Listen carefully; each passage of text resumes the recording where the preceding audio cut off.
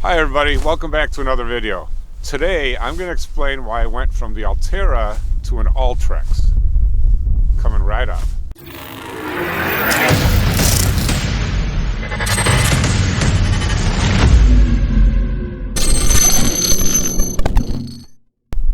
So on a previous video I explained to you why I like the Ulterra so much. And just to recap real quickly, one, I love the foot pedal. The foot pedal is very low and sleek and easy to use.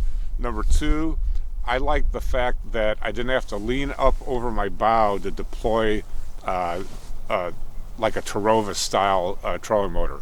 And again, I've got a pretty big boat and I do fish the Great Lakes, so that was an advantage.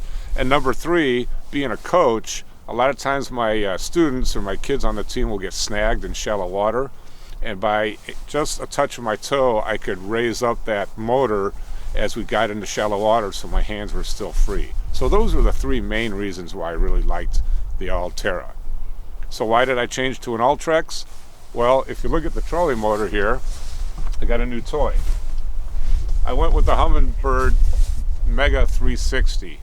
And the problem is with a motor operated Ulterra, with this mount, and I've got the stabilizing bracket, it's simply too heavy, and that motor really gets bogged down.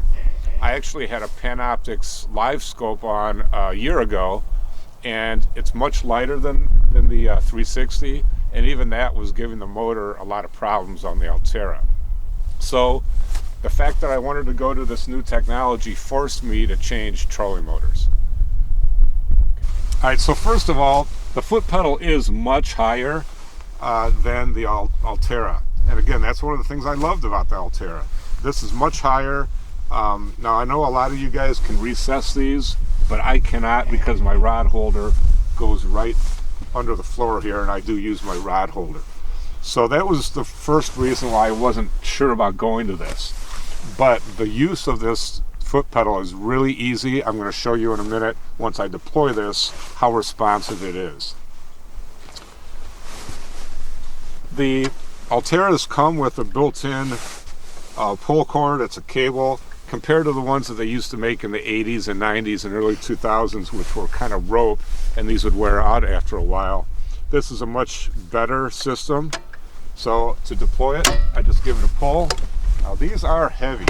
They're very heavy. And if you look real close, you're going to have to come around to this front side.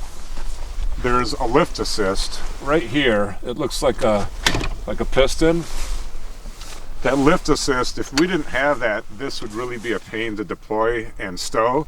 But because of that, I can basically almost just let go of this, and it goes down pretty slowly.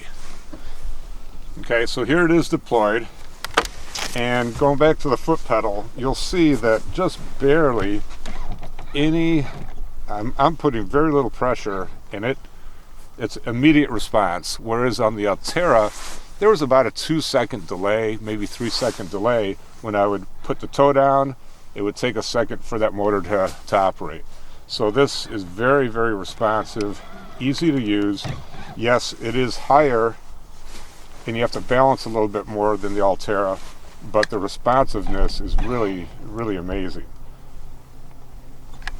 In addition to that, you've got a lot of the same things on the foot pedal. This is your speed control. This engages the prop.